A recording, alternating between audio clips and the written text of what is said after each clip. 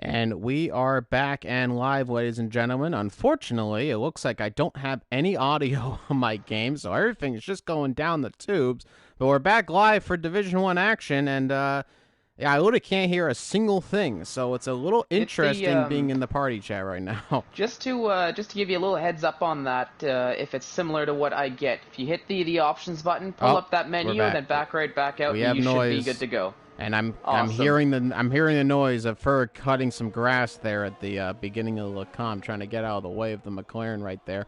But we are back. We have noise. We have a stream, and that was AJ Wuhan who was starting another lap, and we're back in Q2. So times are starting to come on, and as you mentioned, as we are getting back live, Vapor rotation has gone fastest. And that was on a set of soft compound tires. Let's bring up the tire data so we can see exactly what's going on here.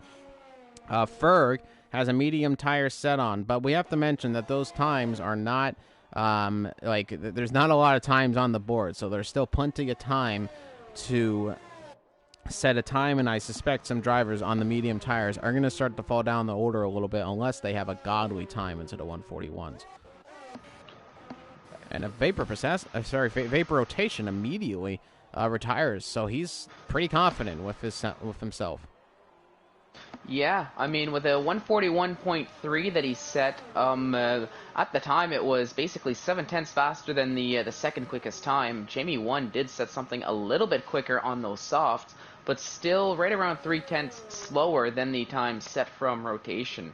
So I think the Alfa Romeo driver just feels confident that he's going to make it through fairly comfortably into qualifying 3 with the time he set, and looking to save those tires and committing to what would be starting on the soft tires, assuming he does make it through into qualifying 3. Now, I'm riding on board myself with Sweet Crown 19. He's got a purple second sector to his name so far, and coming through some traffic, but it looks like everybody's getting out of the way of the Williams driver, so there's not really any worries there. But I want to see what kind of lap he can put up here for his first lap time in qualifying 2, as he's doing it on the soft tires, so potentially looking to start on the soft tires himself as he's across the line. It's a 141.5, so not quicker than the time set by rotation, but still up into second for the Williams driver.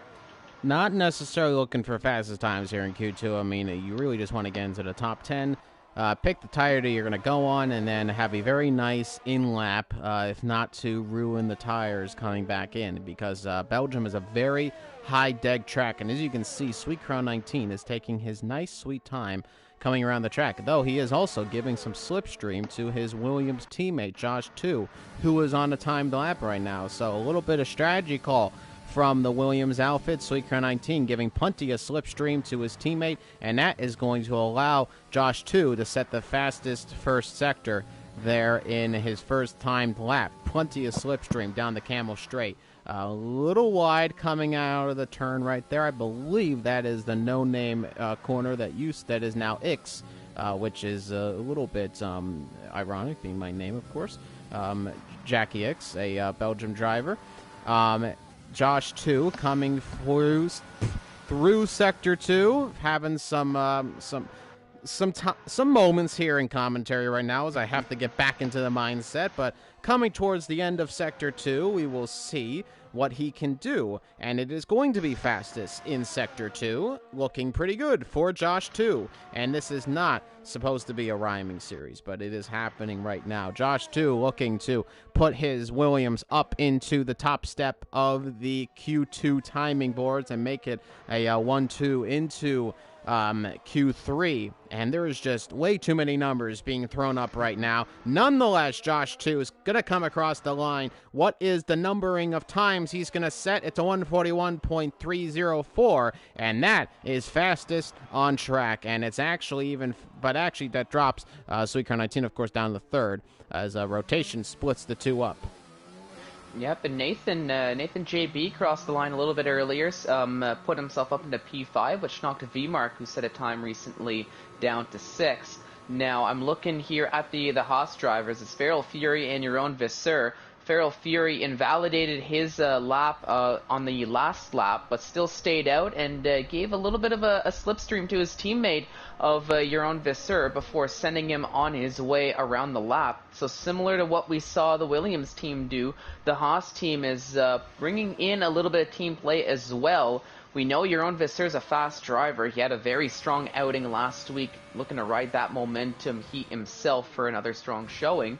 And we'll see here if he can set a time to remember in qualifying too, as so far it's looking as if it's going to be a good lap. He's got a purple second sector so far, a 112.9. Now as to where that stands with the rest of the sector 2 times, I'm not too sure.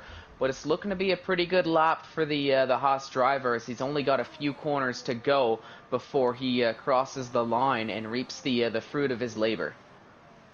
And here comes Jeroen Visser coming around the final turn from the bus stop chicane. The time coming from Jeroen Visser is fastest, 141 flat almost from Jeroen Visser, and he goes fastest on track. A mega time from the Haas driver puts him ahead of Josh 2, and that is an amazing time. Jeroen Visser looking very competitive right now here at Spa.